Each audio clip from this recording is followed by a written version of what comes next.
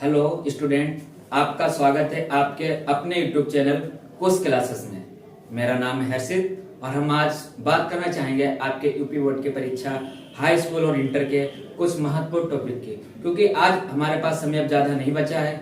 तो बचे हुए समय में अपनी परीक्षा को और धारदार कैसे बनाएं जिनसे हमारा अंक और अच्छे आए और हम अच्छा स्कोर कर सकें। इसी टॉपिक पे चलते हैं अपने टॉपिक पे। तो बच्चों, जैसा आप जानते हैं हाई स्कूल और इंटर की परीक्षा का बहुत ज्यादा समय बचा नहीं है, क्योंकि आज 21 तारीख है और आपका 16 तारीख से एग्जाम स्टार्ट है। तो समय बहुत कम बचा है। कई एक बच्चों के मन में बहुत सारे क्वेश्चंस हैं कि सर क्या पढ़ें क्या ना पढ़ें, किस चीज को छोड़ दें और ऐसा क्या करें जिससे मार्क्स और ज्यादा अच्छे आ सकें। तो आपके गोपी सर ने मुझे ये अपॉर्चुनिटी दी है कि हम कुछ बातों को आपको बता सकें। तो उसी से बात करना चाहेंगे आपसे। जैसे कि आप जानते हैं कि हाई स्कूल इंटर की परीक्षा की तैयारी में कैसे करें और क्या करें, इस टॉपिक पे हम बात करना चाहेंगे।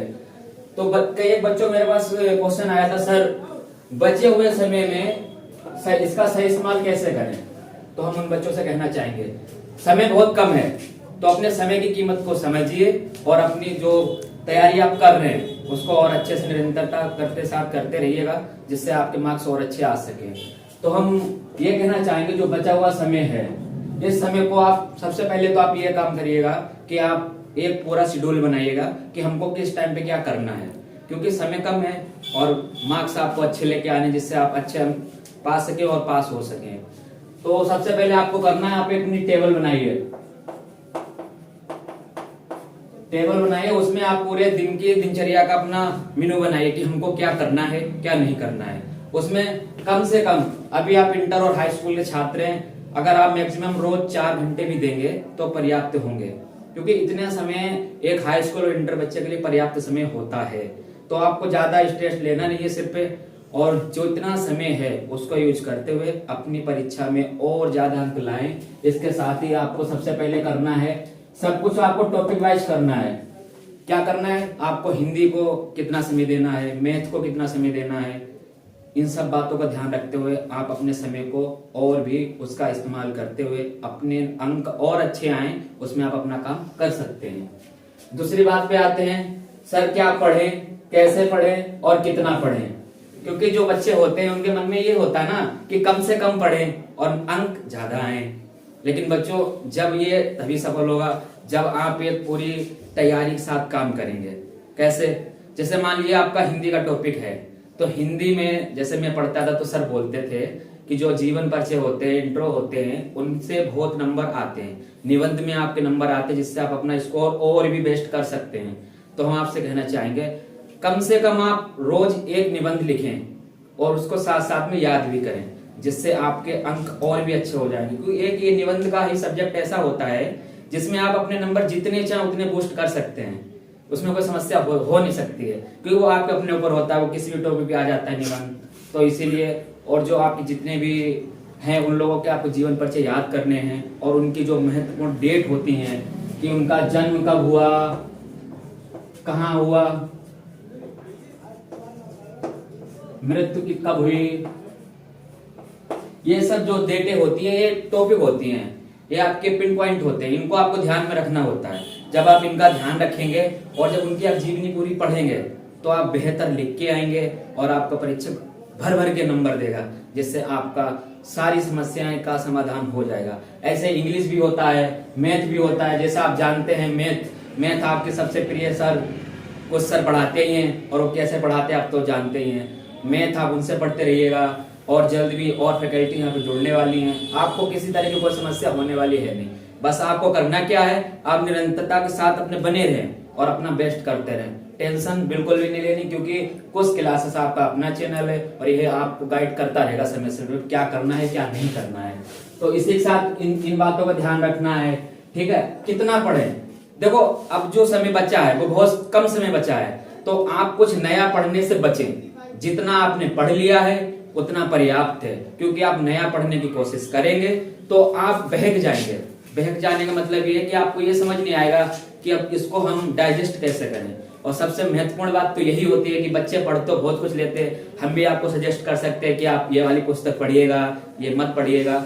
उससे होना कुछ नहीं है, उससे क्या होगा, बच्चा भ्रमित हो जाएगा। भ्रमित होने का मतलब ये है, फिर बच्चे का दिमाग काम नहीं करता है, और जब काम नहीं करता तो फिर अंक नहीं आएंगे, और जब अंक नहीं आएंगे तो आपको जो जिस परीक्षा के लिए आप तैयारी कर रहे हैं उसमें आप सफल होने के चांसेस में थोड़ा सा नीचे आ जाएंगे। तो इसलिए नया बिल्कुल भी ना पढ़ें, जितना आपके टीचर ने आपके स्कूल में जो पढ़ाया गया है वो उतना पर्याप्त है। बस आज से आपको हमारी कुछ बातों पे ध्यान रखना है और उस पे काम करना है। जब आपका रिजल्ट आएगा हम फिर से एक बार आएंगे और आपसे बात करेंगे, तब आप देखना आप कितना इंप्रूवमेंट कर चुके होंगे। क्या करना है? करना आपको ये है कि आप आज से ये पूरी टेबल बनाएं, पूरा समय लिखें कि हमको किस सब्जेक्ट को कितना समय देना है, और अपने उस समय के साथ ही आप अपनी तैयारी करते रहिएगा। जब आपकी परीक्षा आएगी, जब आप परीक्षा हाल में जाएंगे तो आप बेहतर स्थिति में होंगे लिखने की, जहां पर आपको कोई भी समस्या बिल्कुल भी आने वाली नहीं है। बस आपको इतना करना है, ठीक है। तो कितना पढ़े इसका आंसर हमने आपको दे दिया है, क्या पढ़े ये भी हमने आपको बता दिया है। बाकी हम बहुत जल्द ऐसा करने वाले हैं टॉपिक वाइज की हिंदी में क्या क्या पढ़ें जो आपके लिए बहुत महत्वपूर्ण हो सकता है, उस पर बात करेंगे। मैथ में किन टॉपिक को पढ़ें जिससे जो आपके लिए बहुत अंकदायी हो सकते हैं, उन पे बात करेंगे। ऐसे सब सब्जेक्ट की हम आपको एक पूरी हिस्ट्री दे देंगे लिस्ट, जिससे आप उन पे बेसिक जरा कंसंट्रेट करेंगे तो आप बेहतर अंक ला सकते हैं, ठीक है। तो इन सब बातों से बचिए कि क्या पढ़ें, कितना पढ़ें और कैसे पढ़ें। कैसे पढ़ने का भी हमने आपको आंसर दे दिया है, क्या पढ़ें ये भी मैंने आपको बता दिया है, ठीक है। और जो बहुत महत्वपूर्ण बात है छात्रों, आपको उस बात पे बहुत फोकस करना है, वो क्या है कि पढ़ाई वाले रूम को कैसे रखें, ये महत्वपूर्ण होता है। क्यों? क्योंकि जब हम कोई भी चीज पढ़ते हैं और सारी बिखरी होती है तो हमारा मन नहीं लगता उन चीजों में। तो सबसे पहले आपको क्या करना है, जो आपका रूम हो जैसा भी हो, आप सभी किताबें व्यवस्थित रूप से रखिएगा। जो आपको पढ़ना है आप उसको अपनी टेबल पर रखिए, अनावश्यक चीजें ना रखिए अपने, क्योंकि जब आप अपने टेबल को पूरे फैला देते हैं, उस पर आपने अपना मोबाइल भी रख रखा है और भी चीजें रख रखी हैं, तो उससे आपका कॉन्सेंट्रेट हो नहीं पाता बच्चों। तो आप इन बातों से बचिएगा, ठीक है। जो आपकी टेबल है, जो आपका रूम है, आप उससे बिल्कुल स्वच्छ रखें, साफ रखें। दूसरी बात, सारी किताबों को बिल्कुल पंक्ति के हिसाब से रखें। आपको जब हिंदी पढ़नी है तो आप हिंदी की बुक उठाइएगा, जब आपको इंग्लिश पढ़नी है तो आप इंग्लिश की बुक उठाइएगा, जब आपको मैथ के कुछ आंसर अगर सॉल्व करने हैं तो मैथ की ही बुक उठाइएगा।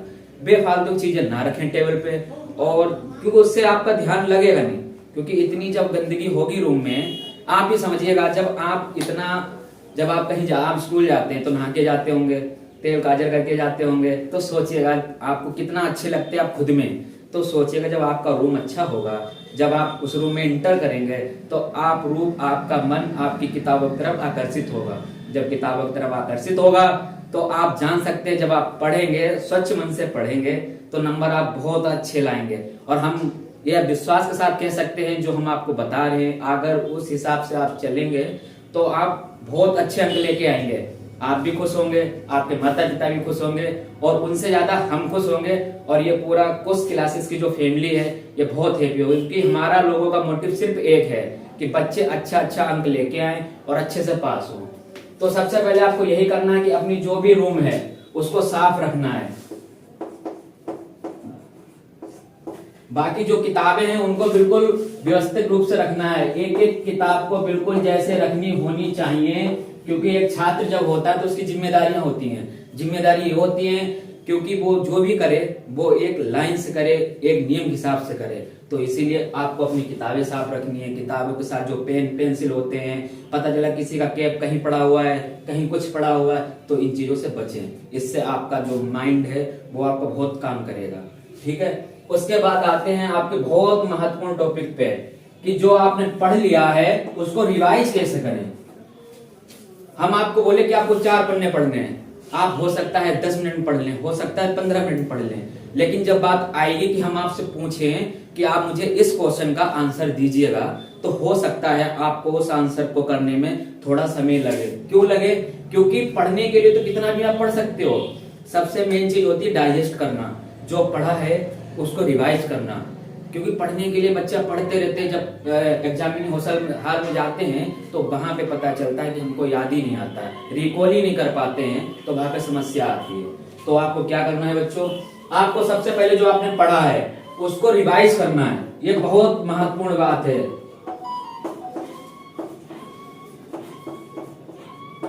जब आप रिवाइज करेंगे तो वो आपको ध्यान रहेगा। जब ध्यान रहेगा, जैसे जैसे आपको पता नहीं है कुछ क्लासेस क्या है, तो हम आपसे पूछेंगे कुछ क्लासेस क्या है, आप नहीं बता पाएंगे। जब आप कुछ क्लासेस के बारे में पढ़ा होगा, जब आपसे कोई पूछेगा कुछ क्लासेस क्या है, तो आप बता सकते हैं। कुछ क्लासेस एक यूट्यूब चैनल है जिसपे गोपी सर है, जिसपे हर्षित सर हैं, और भी सर हैं। तो ये है आपके रिकॉल, इसको कहते हैं रिकॉल करना। क्यों? क्योंकि आपने देखा था, कहीं सुना था, पढ़ा था, तो आपको तुरंत रिकॉल हो गया।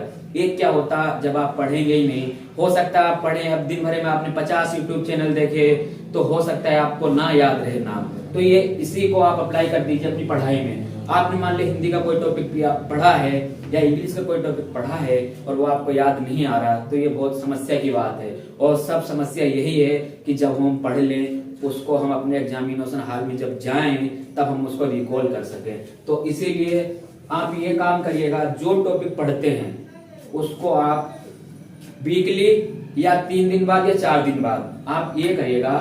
एक आपका पूरा हफ्ता होता है, आप 6 दिन पढ़िएगा और संडे का दिन सिर्फ आप रिवीजन के लिए रखिएगा, जिससे आपको बहुत अच्छे आपके अंक आएंगे। रिवीजन का मतलब ये है, जब आप 6 दिन पढ़ेंगे, उसके बाद जब आपका संडे का दिन आएगा तो आप उसमें रिवीजन करिएगा। आप हिंदी में जो आपने पिछले 6 दिनों में पढ़ा है, आप उस पर बात करिएगा। आपने इंग्लिश में क्या पढ़ा है, उस पर आप बात करिएगा। आप मैथ के कुछ जो क्वेश्चंस हैं उसको आप सॉल्व करिएगा, तब आपको पता चलेगा जो आपने पिछले 6 दिनों में पढ़ा है आप उससे कितना याद कर पा रहे हैं। जब आप ये पता करेंगे, तब आपको अपने खुद में पता चलेगा कि कितने कर सकते हैं क्वेश्चन और क्या छोड़ सकते हैं। कहीं समस्या आती है, आप सर से पता करिएगा। आप मुझको कमेंट करके बताइएगा, सर हमको ये समस्या आ रही है, हम उसका भी समाधान करेंगे। क्योंकि मेरा मकसद सिर्फ एक है, हाई स्कूल और इंटर में अच्छे मार्क्स से आप पास हैं। क्योंकि आगे की जो भी पढ़ाई करेंगे आप, सारा कुछ यहीं से आना है।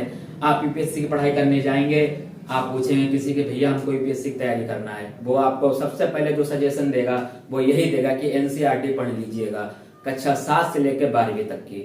तो जो काम आपको आगे चल के करना, तो अगर आप यहाँ से अभी करेंगे तो आप बेहतर स्थिति में होंगे। जब आप कुछ भी आगे करेंगे तो आप बहुत अच्छा स्कोर कर सकते हैं किसी भी फील्ड में, जिस फील्ड में आप जाना चाहते हैं। डॉक्टर बनना है, इंजीनियर बनना है, वकील बनना है, या आपको जो भी बनना है, सारी चीजें आपकी यहीं से आने वाली हैं। हाई स्कूल और इंटर का आपका बहुत महत्वपूर्ण कार्य है, जिसको आप अगर अभी ध्यान से पढ़ेंगे तो आगे आपको कहते ही बिल्कुल भी समस्या आने वाली है नहीं। तो ये चीज पे आप बहुत, हम जब आपको 2 स्टार बनाए तो आप ये समझ लो वो बहुत महत्वपूर्ण चीज है। तो उसमें से एक ये है, ये बहुत महत्वपूर्ण चीज, इसको आप अप्लाई करिएगा। जो भी समय बचा है उसमें आप अप्लाई करिएगा, आप बेहतर स्कोर कर सकते हैं।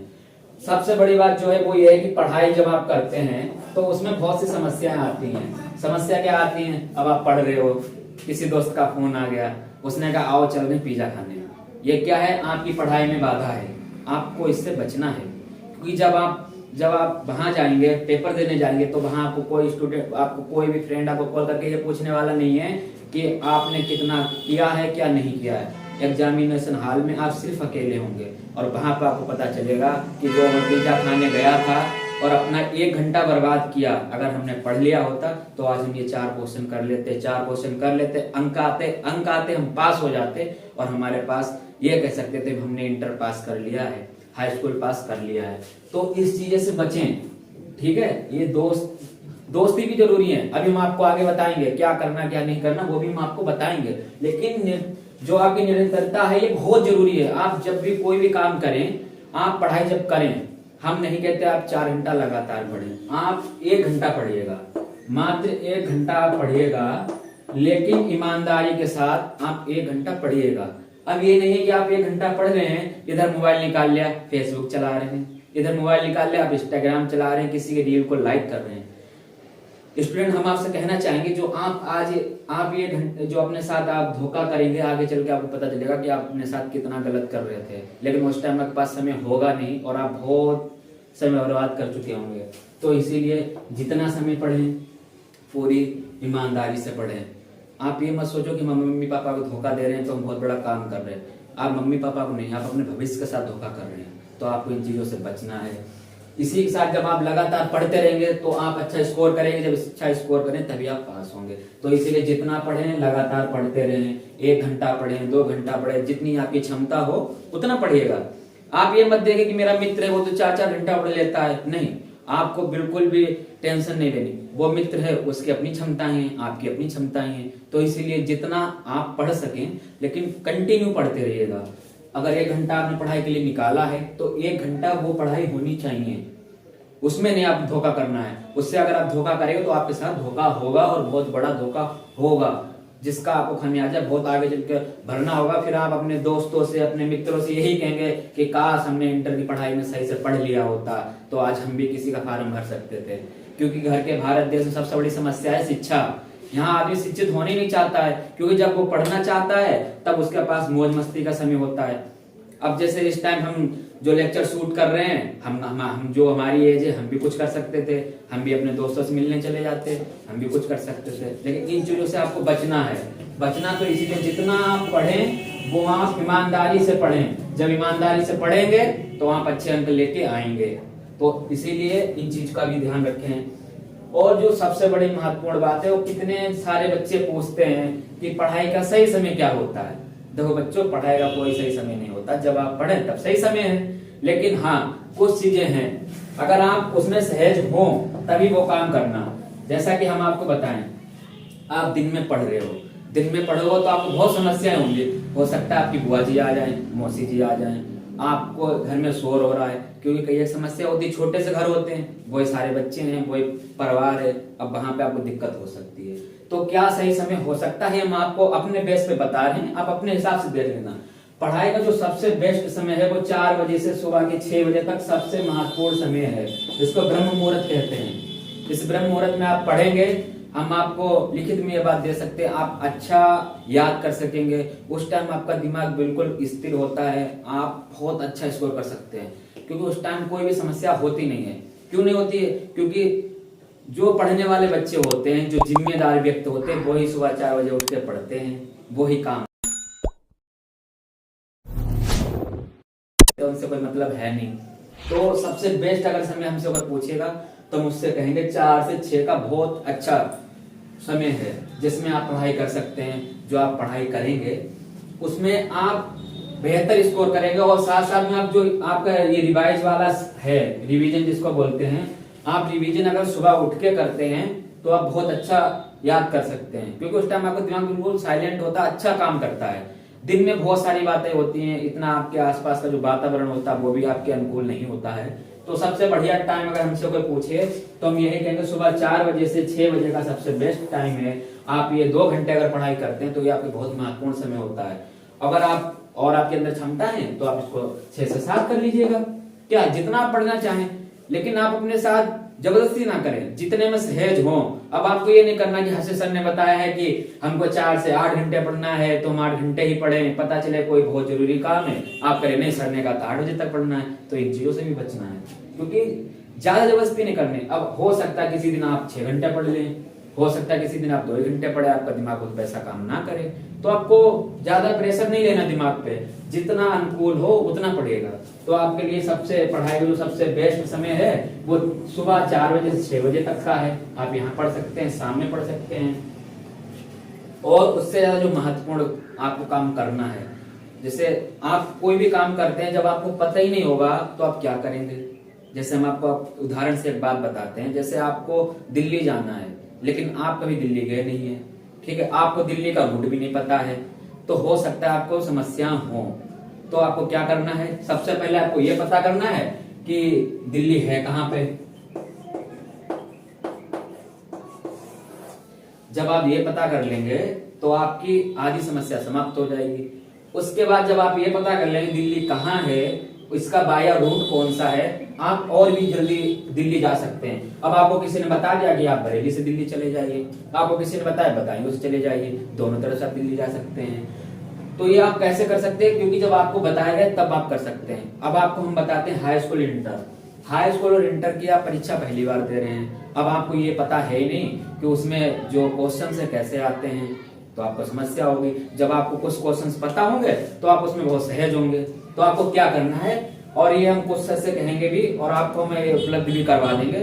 ठीक है, जो आपके PYQ हैं, प्रीवियस के क्वेश्चंस पेपर जो होते हैं, आपको पिछले साल के जो प्रश्न पत्र होते हैं आपको उनको देखना है। आप उनको देखिएगा, उसमें कि किस टाइप से क्वेश्चंस पूछे जाते हैं, किस खंड से क्या पूछा जाता है। जब आप उस पर बात करेंगे और जब आप उसके साथ आगे बढ़ेंगे अपनी तैयारी में, तो आप बेहतर और बेहतर कर सकते हैं। कैसे कर सकते हैं? जैसे आपको यही नहीं पता कि कैसे क्वेश्चंस आते हैं तो समस्या होगी, तो आपको क्या करना है, PYQ देखना है। उसमें आपको सारे पता चल जाएंगे कि किस टाइप के क्वेश्चंस आते हैं, इंग्लिश में किस टाइप के आते हैं, हिंदी में कैसे आते हैं, मैथ में कैसे आते हैं, बायोलॉजी में कैसे आते हैं। तो आपको इस चीज पे आपको फोकस करना है। आप इसमें एक स्टेप बना लीजिए, आपके लिए महत्वपूर्ण, बहुत महत्वपूर्ण हो सकते हैं। आप ज्यादा नहीं, आप पिछले 1 साल या 2 साल के भी PYQ आप अगर सॉल्व कर लेते हैं तो आप मानिए आप बेहतर स्थिति में हैं। जब आप कोई भी क्वेश्चन पेपर उठाएं तो उसका जो पर्याप्त समय होता है 2 घंटे या 3 घंटे, आप कोशिश करिएगा जो आपके पिछले साल के क्वेश्चंस पेपर हैं आप उतने समय में उसको हल करें और आप देखें कि आप कितना स्कोर कर पाते हैं। आप उसमें चीटिंग नहीं करना है। आप पता चले पेपर आप लेके बैठे हो, साथ में आपने गाइड भी ले रखी है, तो ये तो धोखा होगा। क्योंकि चलो आप यहाँ पे तो गाइड खोल सकते हो, लेकिन परीक्षा हाल में आपके पास कोई गाइड होगी नहीं, तो क्या होगा, आपको अपने साथ धोखा होगा। तो आपको अपने साथ धोखा नहीं करना है। बहुत से बच्चे होशियार होते हैं, वो अपने रूम में बैठे होते हैं, मम्मी इनका पढ़ लो बेटा पढ़ लो, वो पढ़ने गए, भाई मम्मी इनका बेटा 1 घंटा हो गया पढ़ रहे, लो देख आए। अब पता चला बेटा यहाँ पे इंस्टाग्राम चला रहे हैं, क्योंकि आज की सबसे बड़ी समस्या यही है, जरा जरा से बच्चे हो पाए वो इंस्टाग्राम चला रहे हैं। तो आपको इन चीजों से बचना है। जब आप बचेंगे तो आप अच्छा करेंगे। और बहुत समय आ गए, आप सारा कुछ चलाइए, इंस्टाग्राम चलाइए, फेसबुक चलाइए, बहुत समय है, लेकिन अभी से जो आपका समय अभी है वो आपकी पढ़ाई का है। ये बहुत महत्वपूर्ण है, क्योंकि ये जीवन के जो आपके 2 साल ही आपको बहुत आगे तक ले जा सकते हैं और बहुत आपको नीचे ले जा सकते हैं। तो आपको उस चीज से बचना है। ठीक है, तो आपको क्या करना है, PYQ को हल करके देखना है कि कैसे हम कर सकते हैं, कितने आंसर कर सकते हैं, क्या स्कोर ला सकते हैं। और आप चेक कराने की आप बोलिएगा तो हम आपको WhatsApp नंबर दे देंगे और आपके सर चेक भी करके आपको स्कोर बता देंगे आप कितना स्कोर कर सकते हैं। ठीक है, और हम चलते हैं अपने लास्ट टॉपिक जो है, आपकी जो लास्ट पॉइंट है उस पर चलते हैं, क्योंकि ये बहुत महत्वपूर्ण टॉपिक है। आपको हम बताते हैं, जो हाई स्कूल और इंटर के बच्चे हैं उनसे मैं कहना चाहूंगा कि किन चीजों से आपको बच के रहना है। जो आपकी परीक्षा की जो आप तैयारी कर रहे हैं उसमें सबसे बड़ी बाधा उत्पन्न हो सकते हैं। तो जो सबसे बड़ी बाधा है वो आपका है FB, जानते होंगे आप। उससे बड़ी बाधा है इंस्टाग्राम। और कुल मिलाकर पूरे जो सोशल मीडिया अकाउंट हैं उन सब की हम बात करना चाहेंगे। तो आपको जो बच के चलना है वो इन चीजों से बच के चलना है कि आप कोई जो भी अब समय बचा है आपकी पढ़ाई का, उस समय आप अपने मोबाइल से जितना दूर रहेंगे आप परीक्षा के उतने करीब जाएंगे और अच्छा स्कोर करेंगे। तो सबसे पहले आपको क्या करना है, फेसबुक कुछ दिनों के लिए बिल्कुल बंद कर दीजिए, बिल्कुल बंद कर दीजिए अगर आपको अच्छा स्कोर लेके आना। क्योंकि आप फेसबुक में एक बार घुसते हैं तो फिर पता नहीं होता कि कितने घंटे बाद बाहर आ पाएंगे। क्योंकि रील्स जो होती है ना, बड़ा आनंद आता है, ऐसे करते रहो, उसमें कुछ करना तो है नहीं, पढ़ाई में पेन भी चलाना है और कुछ सर के जो आपके फार्मूले हैं उनको भी आपको रिकॉल करना है, याद करना है, समस्या होती है। इसमें क्या है, एक रील गई दूसरी आ गई। आप कभी प्रयोग करके देखिएगा, आप पूरे दिन बैठिए रील में, अगर कभी भी रील आना बंद हो जाए आप मुझे बताना, नहीं होगा। क्यों, इतनी सारी रील हैं, वहां पे तो लोग पैसे कमा रहे हैं, बेटा आप अपना जीवन बर्बाद कर रहे हैं। तो उस चीज से आपको बचना है। उसी के साथ साथ में ये सबसे बड़ी चीज है इंस्टाग्राम, सारे बच्चे जानते होंगे, कई बच्चे खुश भी हो गए होंगे। आपको इससे भी बच के चलना है, क्योंकि जब आप इससे बच के चलेंगे तो आपको बहुत अच्छा स्कोर करेंगे आप अपनी परीक्षा में। और जब आप अच्छा स्कोर करेंगे तो अच्छे नंबरों से पास होंगे तो आपको अपने माता पिता तो खुश होंगे, हम भी खुश होंगे, और साथ में आपके जो पास पड़ोस के लोग हैं वो भी कहेंगे कि बताओ शर्मा जी का लड़का इतने नंबरों से पास हो गया। तो आपको आज से अपना लक्ष्य बना के चलना है कि हमको इतने नंबर लेके आने हैं। कुल मिला के आप जितने भी सोशल मीडिया के अकाउंट है इन सारी चीजों से दूर रहना है। ये आपको कहीं हेल्प करने वाले नहीं है। अगर आप सोचते हैं कि हम फेसबुक चला लेंगे, इंस्टाग्राम चला लेंगे और परीक्षा में इनका हम कुछ उपयोग कर लेंगे तो आप बहुत बड़ी गलतफहमी में हैं। आपको इन चीजों से बचना है, ठीक है। और हो सके तो हम आपसे यही कहेंगे आप मोबाइल ही ना चलाएं, कुछ दिन मोबाइल को दूर चलाएं। आप कुछ क्लासेस देखिए, आप मोबाइल का उपयोग कर सकते हैं, अच्छा कर सकते हैं। आपको कोई और चीज देखनी है, आपको समझ नहीं आ रहा है तो आप उसके लिए मतलब इसका प्रयोग आप सही करें। आपका समय आज से बहुत कम बचा है, 16 दिन उधर बचे और 5-7 दिन इधर बचे हैं, वही 20-22 दिन बचे हैं। तो आपको ये बहुत महत्वपूर्ण दिन है, जितने भी दिन है ना आपकी बहुत महत्वपूर्ण है, इसमें आपको बच के चलना है। आपका एक एक मिनट आपका बहुत महत्वपूर्ण हो सकता है। अच्छा, अब बच्चों को हम जो सबसे बड़ी बात बताना चाहेंगे वो ये है कि जो आपका सर्कल है, आपको सर्कल मैनेज करके चलना है। अब यही नहीं कि आप कहेंगे सर उतनी देर से लेक्चर दे रहे हैं कि सर ये ना करे वो ना करे, तो बच्चा करे क्या। देखो, आपको अपने लिए टाइम भी देना है। आपको अगर 4 घंटा पढ़ना है पढ़िएगा, आप अपने साथ थोड़े जो आपकी एक्टिविटी है वो भी करते रहिएगा। अब एक्टिविटी के लिए नहीं कि आप सोशल मीडिया चलाए रखे, क्योंकि उसमें समय बर्बाद ज्यादा होता है। आपको खेलना है, आप बैडमिंटन खेलिए, क्रिकेट खेलिए, 1 घंटा अपने के लिए दीजिए। जब आप अपना देंगे तो आपकी बुद्धि का विकास होगा। जब आप बुद्धि का विकास होगा तो आपका जो दिमाग है वो और अच्छा काम करेगा। तो अपने लिए भी समय दें, फैमिली को भी समय दें।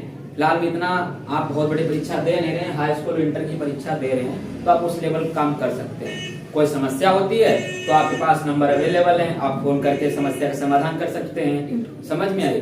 और कोई समस्या वाली बात है ही नहीं। कुल मिला के आपको इन चीजों का ध्यान रखना है। अगर आप इन चीजों का ध्यान रखेंगे, जितनी मैंने आपको चीजें बताई हैं, तो आप बेहतर कर सकते हैं।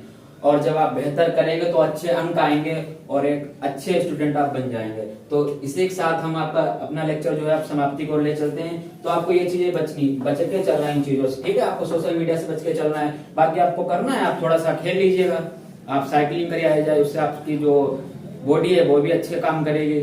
तो इन चीजों का ध्यान रखते हुए अब हम यही कहना चाहेंगे, समय बचा है कम, समय का सही सदुपयोग करें और अपना भविष्य उज्जवल करें। और कुछ क्लासेस को भी आप देखते रहिएगा। और इसी के साथ अब हम बुलाना चाहेंगे आपके बहुत प्रिय सर, कुछ सर को हम उनको आमंत्रित करना चाहेंगे कि सर बस आए और कुछ आपसे दो बात भी करें। तो फिलहाल मेरा जो टॉपिक था हमने वो बात कर ली है। तो इसी के साथ हम अपनी बात विराम देते हैं। बच्चों, थैंक यू वेरी मच। तो बच्चों, आप लोगों को ये परीक्षा की रणनीति जो हर्षित सर ने बताई आप लोगों को कैसे लगी, ये चीज कमेंट सेक्शन में जाकर बताते हैं। दूसरी चीज, आप लोगों से मैंने वादा किया था कि 2023 और 24 का जो नया सेशन स्टार्ट होगा, इस कुछ क्लासेस चैनल पर काफी टीचर्स हम हायर करने जा रहे हैं। आपको हिंदी के लेक्चर्स मिलेंगे, इंग्लिश के लेक्चर्स मिलेंगे, मैथमेटिक्स में स्वयं पढ़ा रहा हूँ, साइंस, सोशल साइंस, सारे लेक्चर्स मिलेंगे। हर्षित जी ने आज आप लोगों से बात की है परीक्षा की तैयारी कैसे करें, इसके बारे में आपको बताया है। दूसरी चीज, हम आप लोगों से ये वादा करते हैं कि हर्षित जी के लेक्चर्स आप लोगों को अब मई से मिलेंगे, क्योंकि अभी कुछ अपने पर्सनल इश्यूज की वजह से हर्षित जी चैनल पर नहीं आ रहे हैं। और नए सेशन को हम लोग बहुत दमदार से स्टार्ट करेंगे, बहुत अच्छे तरीके से स्टार्ट करेंगे। जो बच्चे 9th के 10th में आने जा रहे हैं उनको कंटिन्यू चैनल के थ्रू अच्छा कंटेंट मिलेगा। 11th 12th का कंटेंट आपको मिलेगा। और आपको कॉम्पिटिटिव एग्जाम्स की भी तैयारी के लिए मैं चैनल बनाने जा रहा हूं, वहां पर आप लोगों को मतलब कि सिलेबस मिलता रहेगा और लेक्चर्स मिलते रहेंगे। इसी के साथ हम अपनी बात को करते हैं खत्म। अब हर्षित जी आप लोगों से कुछ कहना चाहते हैं तो सुनिए। जैसे सर ने आपको बताया है, अब आप जो मैंने आपको रणनीति बताई है आप इसका अपना प्रयोग करिएगा और आप परीक्षा में बेहतर स्कोर करेंगे। हमको ये पूर्ण विश्वास आप पे है, क्योंकि हम जानते हैं मेरे जितने भी बच्चे हैं वो सारे बहुत मेहनती हैं। आपको इन सारे आप जितने भी पॉइंट हमने दिए हैं आपको इनको देखना है और अपने अप्लाई करना है। दूसरी बात जो हम कहना चाहेंगे आपसे कि जब आप हाई स्कूल और इंटर आप पास कर लेंगे, उसके बाद आप क्या करें क्या ना करें, आप अपना भविष्य और बेहतर क्या कर सके, क्योंकि गाइडेंस की बहुत आवश्यकता होती है। जब आपको सही दिशा बता दी जाएगी कि आप अगर आप डॉक्टर बनना चाहते हैं तो आप किस फील्ड में जाइएगा, उस टॉपिक पे भी हम आपसे बात करेंगे। वो बात करेंगे हम आपकी परीक्षा परिणाम आने के बाद। तो इसी के साथ हम भी अपनी बात को विराम करते हैं और आपको बच्चों का बहुत बहुत धन्यवाद। Thank you very much. जय हिंद, जय भारत। जय भारत।